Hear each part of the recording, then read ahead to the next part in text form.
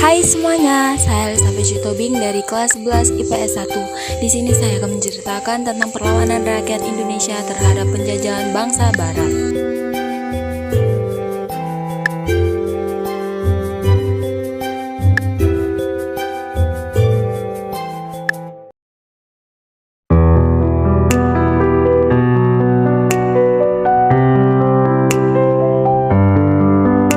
Pada masa penjajahan ini, banyak perlawanan yang dilakukan oleh rakyat Indonesia dari berbagai daerah. Salah satu perlawanan rakyat Indonesia terhadap penjajahan kolonial Belanda adalah Perang Diponegoro.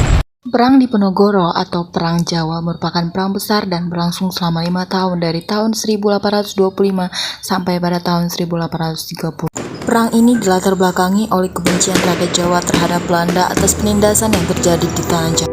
Selain dengan namanya, perang ini dipimpin oleh Pangeran Diponegoro yang merupakan pangeran dari Kesultanan Yogyakarta. Mulainya pada pertengahan bulan Mei 1825, Smithard memutuskan untuk memperbaiki jalan-jalan kecil di sekitar Yogyakarta. Namun, pembangunan jalan yang awalnya dari Yogyakarta ke Magelang melewati Muntilan dibelokkan melewati pagar sebelah timur Tegal Rejo.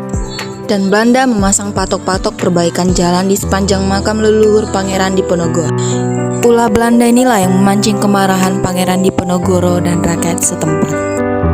Pangeran Diponegoro melancarkan strategi perang melawan Belanda selama 5 tahun. Ia menggunakan taktik gerilya dengan melakukan pengelabuan, serangan kilat, dan pengapungan tak terlihat. Sedangkan untuk melawan dan mengalahkan pasukan Diponegoro, Belanda yang dipimpin oleh Jenderal Hendrik de Kock menerapkan strategi benteng Stelsel, yaitu dengan mendirikan benteng di setiap daerah. Pada akhirnya, strategi benteng Stelsel ini berhasil memecahkan pasukan lawan sehingga lebih mudah untuk dikalahkan. Di mana pada tahun 1829, Kiai Mojo sebagai pemimpin spiritual pemberontakan ditangkap. Menyusul kemudian Pangeran Mangkubumi dan Panglima utamanya Alibasa Sentot Prawirodirjo menyerah kepada Belanda. Akhirnya, pada 28 Maret 1830, Jenderal de Kock berhasil menjepit pasukan Diponegoro di Magelang. Di sana, Pangeran Diponegoro menyatakan bersedia menyerahkan diri dengan syarat sisa anggota laskarnya dilepaskan. Oleh karena itu, Pangeran Diponegoro ditangkap dan diasingkan ke Manado lalu dipindahkan ke Makassar hingga wafatnya di Benteng Rotterdam pada 8 Januari 1855. Perang Diponegoro merupakan salah satu pertempuran terbesar yang pernah dialami oleh Belanda selama masa pendudukannya di Nusantara. Akibat perang ini, penduduk Jawa yang tewas mencapai 200.000 jiwa, sedangkan korban tewas di pihak Belanda berjumlah 8.000 tentara Belanda dan 7.000 serdadu pribumi. Pada tahun 1565, rakyat Ternate bangkit kembali di bawah pimpinan Sultan Hairun. Raja Ternate yang sangat gigih melawan Portugis adalah Sultan Hairun yang bersifat sangat anti-Portugis. Portugis berusaha menangkap Sultan Hairun, namun rakyat bangkit untuk melawan Portugis dan berhasil membebaskan Sultan Hairun dan tawanan lainnya.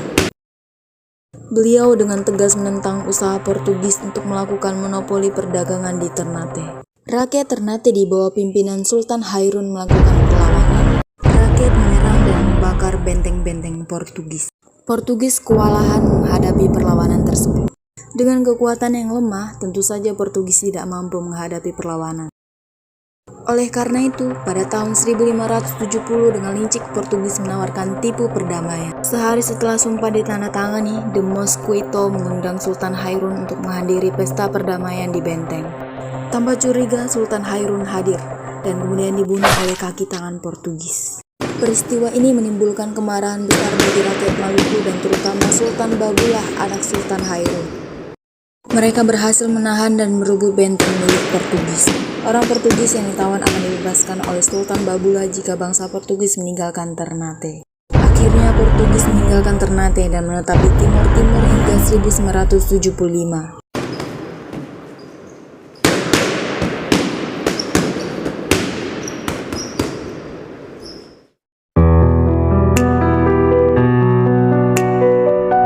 Kerajaan Mataram mencapai puncak kejayaan pada masa pemerintahan Sultan Agung Hanyokrokusumo pada tahun 1613 sampai pada 1645. Daerah kekuasaannya meliputi hampir seluruh pulau Jawa Barat yang belum masuk wilayah Mataram. Pada mulanya, hubungan antara Mataram dengan Foch berjalan baik. Dibuktikan dengan diperbolehkan Foch mendirikan kantor dagangnya di wilayah Mataram tanpa membayar pajak. Namun, akhirnya Foch menunjukkan sikap yang tidak baik, ingin memonopolikan perdagangan di Jepara. Tuntunan Foch tersebut ditolak oleh Bupati Kendal bernama Baurekso yang bertanggung jawab atas wilayah Jepara. Namun penolakan itu tidak menyurutkan keinginan Foch. Foch tetap melaksanakan monopoli perdagangannya. Hal ini membangkitkan kemarahan rakyat Mataram. Kantor Foch diserang.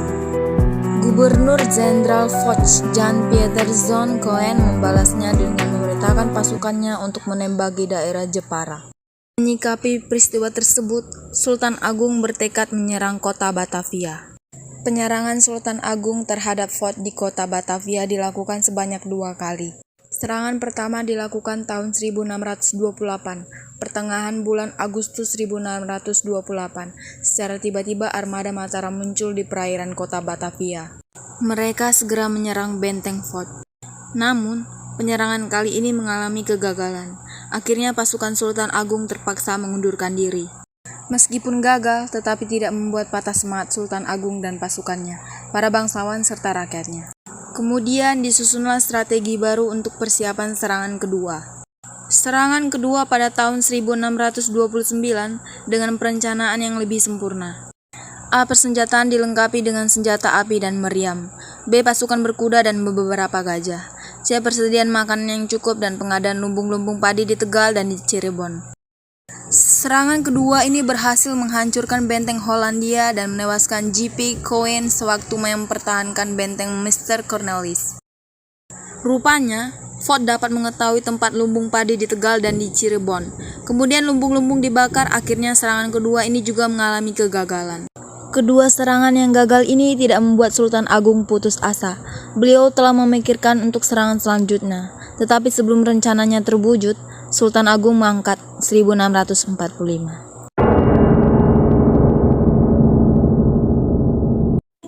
Kedatangan bangsa Belanda di Kepulauan Maluku dan pendirian Persekutuan Dagang Foch hingga pemberlakuan sistem monopoli perdagangan banyak menimbulkan penderitaan, kegelisahan, dan permusuhan untuk rakyat Maluku.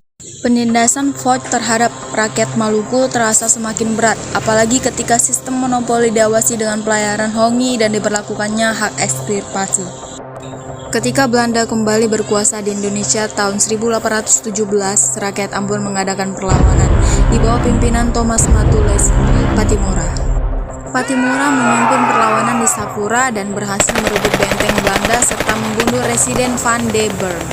Dalam perlawanan tersebut, turut serta pula seorang pahlawan wanita bernama Christina Martha Tiahu, yang merupakan putri tunggal dari Paulus Tiahu, teman dari Kapiten Pattimura.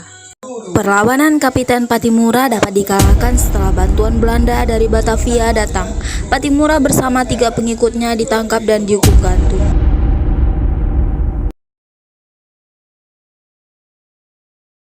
Perlawanan Sultan Nuku bermula dari penangkapan Sultan Jamaluddin Raja Tidore oleh Foch yang kemudian diasingkan ke Batavia. Peristiwa ini menyebabkan kemarahan rakyat Tidore sehingga muncullah perlawanan terhadap Foch di bawah pimpinan Sultan Nuku yang merupakan putra Sultan Jamaluddin. Untuk menghadapi Belanda, Sultan Nuku meniru siasat yang sering digunakan oleh Belanda, yakni siasat divide et impera.